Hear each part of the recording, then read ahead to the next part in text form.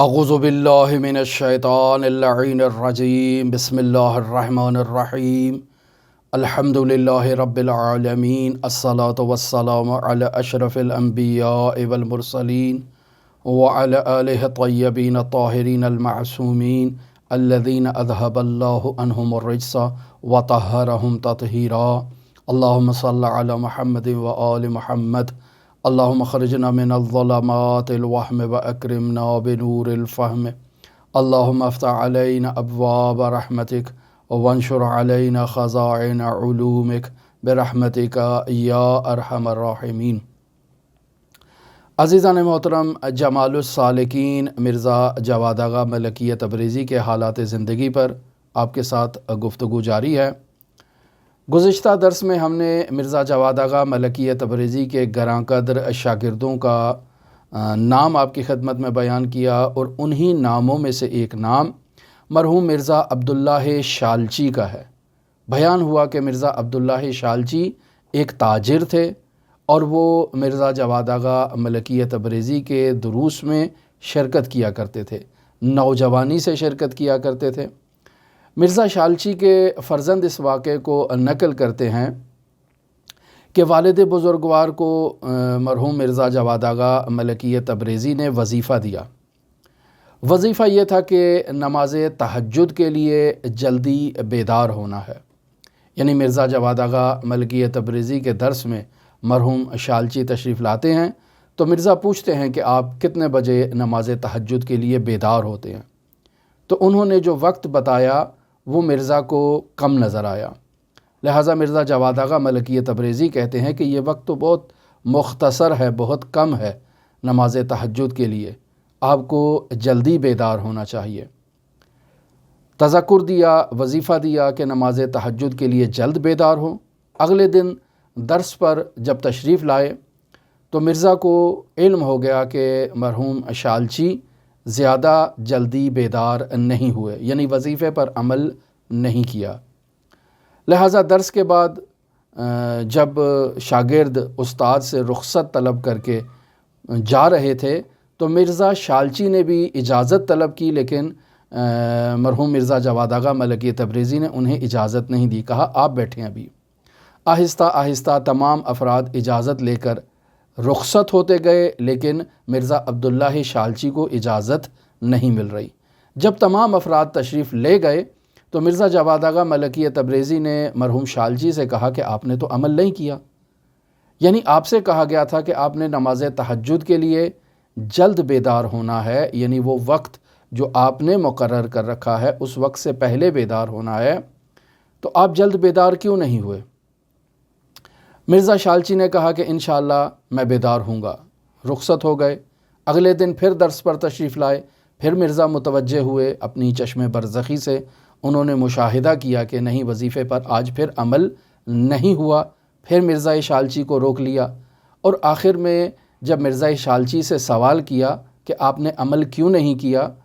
تو مرزا شالچی کہتے ہیں کہ در واقع میری والدہ میرے تہجد کے وقت جلد بیدار ہونے پر راضی نہیں ہیں۔ میں ان کا اکلوتا بیٹا ہوں اور وہ پسند نہیں کرتی کہ میں جلد بیدار ہو جاؤں، اور سارا دن میں کام بھی کرتا ہوں اور رات کو اچھی طرح سے آرام نہ کروں تو والدہ راضی نہیں ہیں۔ اب میں اس مخمصے میں مبتلا ہوں کہ آپ کے وظیفے پر عمل کروں یا اپنی والدہ کو راضی رکھوں۔ تو اب یہاں عزیزان محترم توجہ فرمائیں کہ ایک شاگرد کے لیے یہ ضروری ہے کہ جب استاد اسے کوئی سلوکی وظیفہ دے رہا ہے اور اس وظیفے کی ادائیگی میں کوئی رکاوٹ ایجاد ہو رہی ہے، تو یہاں شاگرد کی ذمہ داری ہے کہ وہ استاد سے جو ہے وہ تذکرہ کرے، مشکل کا ذکر کرے، بیان کرے، تاکہ اس کا کوئی حل استاد اسے بیان کرے۔ خود سے انسان وظیفے کو ترک کر دے، خود سے انسان نظر انداز کر دے، استاد کی بات پر عمل نہ کرے، ایسا سالک منزل مراد و منزل مقصود تک نہیں پہنچ سکتا۔ لیکن چونکہ مرزا جواد آغا ملکی تبریزی ایک طبیب حاذق تھے، لہٰذا خود مرزا شالچی سے کہتے ہیں، یعنی بار بار پوچھنے کے بعد جب مرزا شالچی انہیں بتاتے ہیں کہ والدہ راضی نہیں ہیں، تو کہتے ہیں کہ آج آپ صبح تہجد کے لیے جلد بیدار ہونا، اور جب آپ سے والدہ ناراضگی کا اظہار کریں اور آپ سے سوال کریں کہ آپ جلد بیدار کیوں ہوئے ہیں، تو آپ میرے یہ جملے اپنی والدہ تک منتقل کر دیجیے گا اپنی جانب سے۔ ایسا ہی ہوتا ہے، مرزا شالچی جلد بیدار ہوتے ہیں، والدہ متوجہ ہو جاتی ہیں اور بیٹے کو مخاطب قرار دے کر کہتی ہیں کہ بیٹا میں نے تو آپ کو منع کیا تھا، آپ کیوں جلد بیدار ہو گئے؟ تو مرزا شالچی کو وہ مرزا جواد آغا ملکیہ تبریزی کی بات ذہن میں آئی، تو اپنی والدہ سے کہتے ہیں کہ مادر جان، والدہ جان، امی جان، اس وقت اللہ کے بندے اللہ کی مجلس میں حاضر ہیں، موجود ہیں، کیا آپ اس بات پر راضی ہیں کہ میں اس مجلس میں غائب رہوں اور میری غیر حاضری لگے جہاں اللہ کے اولیاء، اللہ کے مقربین موجود ہیں، اور وہاں مجھے بھی حاضر ہونا ہے، میں بھی چاہتا ہوں وہاں پر پہنچوں، لیکن میری غیر حاضری ہو اور کہا جائے کہ مرزا عبداللہ شالچی غائب ہے اور وہ حاضر نہیں ہوا، کہ آپ اس بات پر راضی ہیں؟ تو والدہ نے یقیناً عدم رضایت کا اظہار کیا اور اس طرح سے مرزا شالچی کو نماز تہجد کے لیے جلد بیدار ہونے کی اجازت مل گئی۔ عزیزان محترم، مرزا جواد آغا ملکیہ تبریزی نے گراں قدر جو آثار چھوڑے ہیں، ان میں 3 آثار مرزا جواد آغا ملکیہ تبریزی کے نہایت ہی ممتاز اثر ہیں۔ پہلی کتاب کتاب لقاء اللہ ہے، یعنی اللہ سے ملاقات۔ یہ کتاب عزیزان محترم ایک عرفان اسلامی پر اور عرفان نظری اور عرفان عملی کا ایک بہترین مجموعہ ہے، بہترین کتاب ہے اللہ سے ملاقات یعنی لقاء اللہ۔ اس کتاب میں جو ہے وہ مرزا جواد آغا ملکیہ تبریزی نے در واقع اللہ سے ملاقات کے لیے، یعنی آیات اور روایات میں جو بیان کیا جاتا ہے کہ اللہ سے ملاقات جو کرنا چاہتا ہے وہ کیا کرے انسان، روایات اور آیات میں جو اللہ کی رؤیت اور اللہ سے ملاقات کا تذکرہ کیا گیا ہے، ان تمام آیات اور روایات کو جمع کیا ہے اور ان کی تفسیر کی ہے مرزا جواد آغا ملکیہ تبریزی نے، اور بیان کیا ہے کہ وہ انسان جو اللہ سے ملاقات کرنا چاہتا ہے اس کو اللہ تک پہنچنے کے لیے کیا کام کرنا چاہیے۔ عزیزان محترم، ظاہری بات ہے کہ عرفان نظری اور عرفان عملی کا مجموعہ یہ کتاب ہر عام انسان کے لیے نہیں ہے، یہ کتاب خاص افراد کے لیے تحریر کی گئی ہے۔ وہ افراد کہ جو ذوق سلیم رکھتے ہیں، وہ افراد جو فلسفے سے آشنائی رکھتے ہیں، وہ افراد جو فقہ آل محمد سے آشنائی رکھتے ہیں، وہ افراد کے جو باقاعدہ ایسی اصطلاحات کو اور ایسی کتابوں کو سمجھنے کی لیاقت رکھتے ہیں، یہ کتاب ان خواص افراد کے لیے ہے، عام افراد کے لیے نہیں ہے۔ اور آیت اللہ استادی کہتے ہیں کہ میں تو عام طور پر اس کتاب کو عوام کے لیے پڑھنے کی اجازت نہیں دیتا ہوں بلکہ منع کرتا ہوں، چونکہ یہ کتاب فنی کتاب ہے، خواص افراد کے لیے ہے۔